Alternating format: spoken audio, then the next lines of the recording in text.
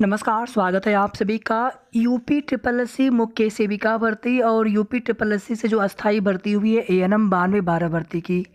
इन दोनों में कौन सी जॉब अच्छी है, वेतन, ड्यूटी, प्रमोशन सभी को लेकर के बात करेंगे। और आप सभी जानते हैं कि इसमें से एक जो पद है एएनएम का, ये स्वास्थ्य सेवाओं से संबंधित है, जबकि जो दूसरा पद है मुख्य सेविका का, आंगनवाड़ी सुपरवाइजर का, ये आंगनवाड़ी केंद्रों से संबंधित है, पोषण संबंधित है। पोषण संबंधित जो भी कार्यक्रम है राष्ट्रीय या फिर राज्य स्तर की, वही एएनएम में आप देखेंगे स्वास्थ्य सेवाओं संबंधित जो भी कार्यक्रम है, चाहे राष्ट्रीय स्तर के हों या फिर राज्य स्तर के हों। वर्तमान में जितने भी एएनएम में आप सभी ड्यूटी कर रहे होंगे, इतनी सारी योजनाएं आ चुकी हैं।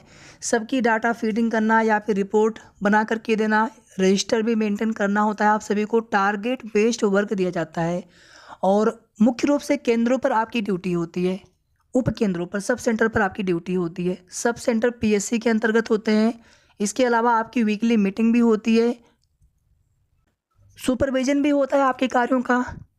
अब वो चाहे सुपरविजन एलएचबी के द्वारा होता हो या फिर जो अन्य सपोर्टिंग स्टाफ होते हैं जैसे एनएचएम के होते हैं, सीएचओ हो गए। हालांकि जो बिल्कुल नियमतः जिस तरह से चीज़ें होनी चाहिए, लेकिन बाकी लोगों की भूमिका भी एक सपोर्टिंग की होती है। उसको हम सुपरविजन ना कह करके उसको एक सपोर्टिंग की भूमिका हम कह रहे हैं कि सपोर्टिंग की भूमिका होती है।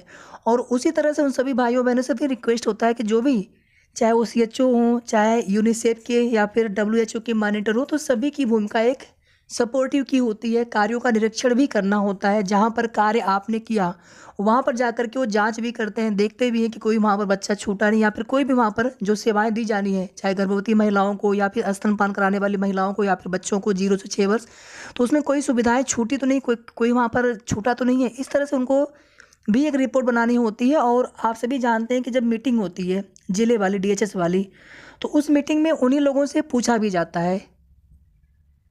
इसके बाद आप देखेंगे ऊपर स्तर पे जो पारंपरिक जो एम्प्लॉय होते हैं, टिपिकल जो एम्प्लॉय होते हैं, आप सभी जानते हैं कि एचईओ या फिर एमओआईसी, उसके ऊपर एमबीबीएस होते हैं। और इसमें भी आप देखेंगे जो एचईओ होते हैं, कहीं ना कहीं उनके पद रिक्त हैं। वर्तमान में काफ़ी ज़्यादा उनके पद रिक्त हैं, लेकिन जो पहले से कार्यरत हैं, तो कहीं ना कहीं उनका भी कार्य होता है प्रशिक्षण करना या फिर कार्यों को किस प्रकार से आपको करना है, उसमें आपको सपोर्ट करना, सहयोग करना। जो एमओआईसी होते हैं उनको वित्तीय और प्रशासनिक अधिकार भी होते हैं। इसके अलावा अलग अलग कैडर भी और होते हैं, पीएससी हो चाहे सीएससी हो, आप सभी जानते हैं, नर्सिंग है, फार्मेसी या फिर अन्य जो भी अन्य जो एम्प्लॉय होते हैं, फार्मासिस्ट हो गए, एलटी हो गए, सभी के अपने अलग अलग कार्य होते हैं। लेकिन जो मेनली एएनएम से संबंधित चीज़ें थी, हमने वो आपको बताने का प्रयास किया। और शायद आप सभी लोग हमसे कहीं बेहतर आप लोग चीज़ों को समझते हैं, जानते हैं। अब देखिए, इसमें ये होता है ना, इंटरेस्ट की बात होती है कि हमें मेडिकल फील्ड में ही रहना है, हम मेडिको है, हमें मेडिकल फील्ड में ही रहना है, हमें नॉन मेडिकल फील्ड में नहीं जाना है। और अगर कहीं 2800 ग्रेड पे अगर हो जाता है, तो उस स्थिति में एएनएम की ड्यूटी भी अच्छी है। हालांकि फील्ड वर्क दोनों में होता है, बट एएनएम में फील्ड वर्क ही होता है। जबकि मुख्य सेविका में आप सभी जानते हैं कि ब्लॉक स्तर पर इनको कार्य करना होता है, लेकिन इनको भी फील्ड में जाना होता है। इनको भी आंगनवाड़ी केंद्रों का निरीक्षण करना होता है। आंगनवाड़ी की जो कार्यकर्त्री हैं उनके कार्यों का निरीक्षण करना होता है, निगरानी करना होता है। कोई नए केंद्र खुले, कोई पुराने केंद्र बंद हुए, प्रशिक्षण हो गया, सामुदायिक विकास के जो भी कार्य होते हैं, स्वस्थ शिशुओं की देखभाल करना, या फिर जो भी उसमें महिलाओं के लिए जो भी रिपोर्ट तैयार करना, पोषण संबंधी चीज़ें, या फिर राज्य और राष्ट्रीय स्तर पर जो भी योजनाएं होती हैं, उनको ब्लॉक स्तर पर उनको रिपोर्ट देनी होती है। उनकी भी मीटिंग होती रहती है ब्लॉक स्तर पर। और इनसे जो ऊपर के अधिकारी होते हैं, एक चीज़ देखिए और भी है, अभी जो उत्तर प्रदेश की पूरी गाइडलाइंस, जो ऑफिशियल गाइडलाइंस है, हम उसको टेलीग्राम चैनल पे प्रोवाइड करा देंगे। उसमें सब कुछ बहुत विस्तार से दिया हुआ है, चाहे एएनएम के लिए या फिर आंगनवाड़ी सुपरवाइजर के लिए। तो आप देखेंगे इसमें जो भी आंगनवाड़ी कार्यकर्त्री हैं, कार्य करने वाले लोग हैं, इवन एएनएम, मतलब जो भी उसमें, क्योंकि सभी को एक मिल करके कार्य करना होता है। और कुछ चीज़ें ऐसी होती हैं जहाँ पर एक दूसरे की सहयोग की भूमिका होती है। जैसे आप अभी देखेंगे एएनएम में जो आयुष्मान कार्ड बन रहा है, तो उसमें आप देखेंगे चाहे वो पंचायत सहायक हो या फिर ग्राम प्रधान को भी ले लीजिए, आप सभी को उसमें सहयोग करना होता है। ऐसा नहीं कि केवल एएनएम की ही ड्यूटी अकेले के कार्ड बना करके देना है। जो भी सरकारी कार्य है, सबको उसमें अपनी भूमिका निभानी है और सबको उसमें सहयोग करना चाहिए। ऐसा नहीं कि हमारा काम नहीं है, आपका काम है, इस तरह से कभी नहीं होना चाहिए। सबको अपनी अपनी ड्यूटी, अपना कार्य, जहाँ तक हो सके हम थोड़ा सा और अधिक सहयोग करने की सोचें, ना कि अपने कार्यों से बचने की कोशिश करें। ऐसा नहीं कि सारा कार्य केवल एएनएम पर डाल दिया जाए, ऐसा नहीं होना चाहिए।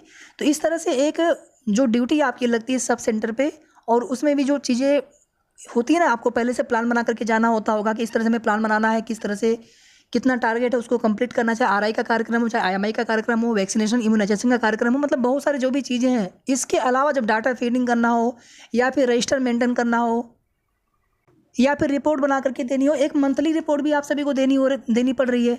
और जो बहुत सारी चीज़ें तो आपको जो डाटा फीडिंग करके देना पड़ रहा है, इस वजह से आपके कार्य ज़्यादा पड़ जाते हैं। पहले पीएससी जाइए, फिर वहाँ से अपने मेडिसिन वगैरह लेकर के केंद्र पर जाइए, फिर वहाँ से वापस पीएससी पर आइए, रिपोर्ट बना करके दीजिए।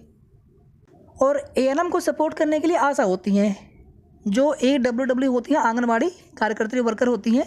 तो इस तरह जो आशा होती है, एक तरह से वो ब्रिज का काम करती हैं।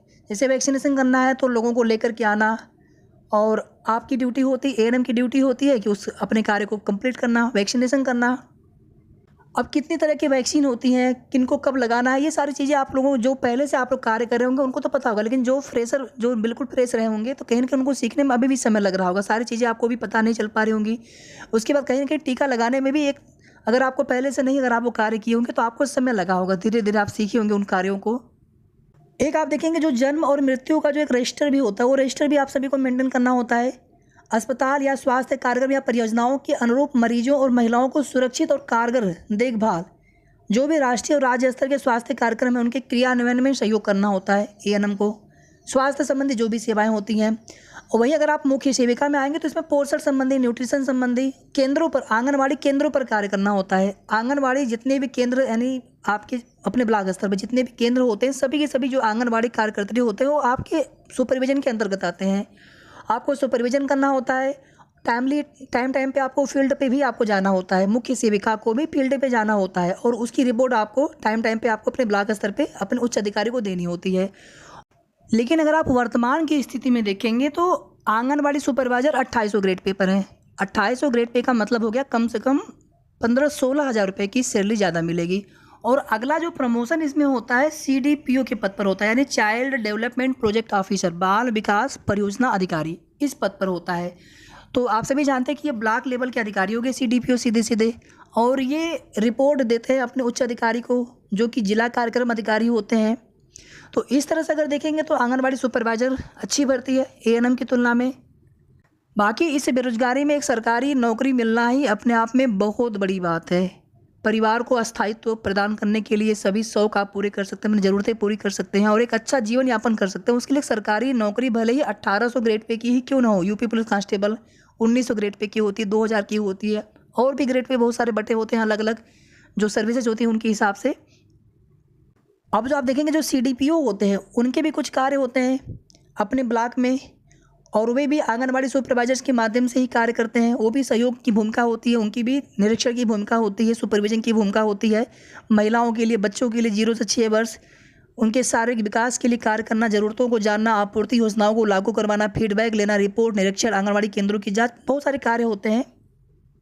अब ऑब्वियस सी बात है कि अगर आप एएनएम में 2000 ग्रेड पे से प्रमोशन पाएंगे LHB की पोस्ट पर, और मुख्य सेविका में अगर आप 2800 ग्रेड पे से प्रमोशन पाएंगे CDPO की पोस्ट पर, तो ऑब्वियस सी बात है कि CDPO की पोस्ट ज़्यादा अच्छी है। फील्ड वर्क दोनों में है, बट एएनएम में ओनली फील्ड वर्क है, ज़्यादा फील्ड वर्क है, या ऐसे कह लीजिए ज़्यादा फील्ड वर्क। यहाँ पे लाइन सेंटेंस यूज़ ना करते, बल्कि ये कहना चाहिए कि फील्ड वर्क ही आपका होता है।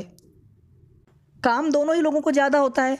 अब यहाँ पर कुछ चीज़ें ऐसी होती जो यहाँ पर हम आपको नहीं बता पा रहे, लेकिन आप इस तरह से समझने का प्रयास करें कि हम कहाँ पर ज़्यादा अच्छे से अपनी ड्यूटी को कर सकते हैं, या फिर कौन सी ड्यूटी हमारे लिए ज़्यादा अच्छी होगी। इस तरह से आप समझने का प्रयास करें।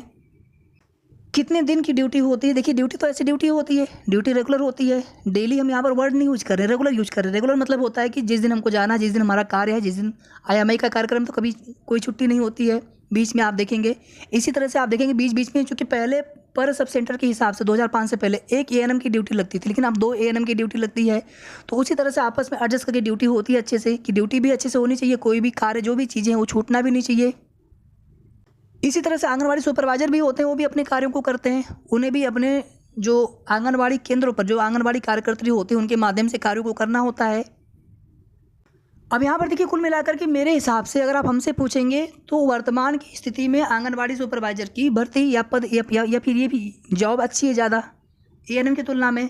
लेकिन अगर आप अपने इंटरेस्ट के हिसाब से देखेंगे कि मेडिकल फील्ड में जाना है, या या फिर हमें आंगनवाड़ी जो स्तर पे, आंगनवाड़ी केंद्रों के स्तर पर जो भी पोषण संबंधी स्वास्थ्य सेवाएं कह लीजिए आप, तो उन कार्यों को निगरानी या उन कार्यों को संपन्न करवाना अपने स्तर से, तो वो कार्य आपका हो गया। और अगर आपका इंटरेस्ट केवल हमारा कि मेडिकल फील्ड में ही हमें रहना है, तो उस हिसाब से आपके लिए एएनएम ज़्यादा अच्छा होगा। बट ग्रेड पे या फिर ड्यूटी आदि सभी चीज़ों के लिहाज से देखेंगे तो लगभग दोनों पद बराबर हैं। थोड़ा सा वेतन का फ़र्क है ज़रूर, वर्तमान जो स्टार्टिंग सैलरी होगी दोनों में फ़र्क है। अगर एक सेम ग्रेड पे होता तो उस स्थिति में दोनों पद लगभग बराबर हैं। प्रमोशन के स्तर से भी देखेंगे तो कहीं ना कहीं आंगनवाड़ी सुपरवाइजर में सीटीपीओ की एक अच्छी पोस्ट होती है, ब्लॉक स्तर के अधिकारी होते हैं। अब यहाँ पर हमने लगभग सारी चीज़ें आपको संक्षेप में बताने का प्रयास किया है। अब आप बताइए कि आपको इन दोनों में से कौन सी पोस्ट ज़्यादा अच्छी लग रही है। वर्तमान समय में देखिए जितने भी बेरोजगार लोग हैं उनको नौकरी मिल जाए तो ज़्यादा बेटर, ज़्यादा अच्छा है। बट ये होता है ना कि हम मेहनत कर रहे हैं तो हम क्यों स्किप करें, हमें जहाँ अच्छा लगेगा हम वहाँ पे ड्यूटी करेंगे। अब हम एएनएम में आप ड्यूटी कर रहे हैं, फिर आपको अगर आंगनवाड़ी सुपरवाइजर में अगर आपके सिलेक्शन हो जाता है तो आप सोचेंगे हम वहाँ पे ड्यूटी करेंगे। अच्छा भी होता है, एक एम्बिशन होता है जीवन का ना कि हमें आगे बढ़ना है, जहाँ तक हम कोशिश कर सकते हैं, पढ़ाई कर सकते हैं, करना चाहिए कोशिश, आगे भी इसी तरह से कोशिश करना चाहिए। तो आप सभी कमेंट करके ज़रूर बताइएगा कि इन दोनों में से कौन सी पोस्ट आपके हिसाब से ज़्यादा अच्छी। बाकी देखिए हमने अपने स्तर से सारी चीज़ें आपको लगभग बताने का प्रयास किया है, फिर भी कुछ चीज़ें छूट रही होंगी तो आप प्लीज़ कमेंट करके मेंशन कर दीजिएगा। धन्यवाद।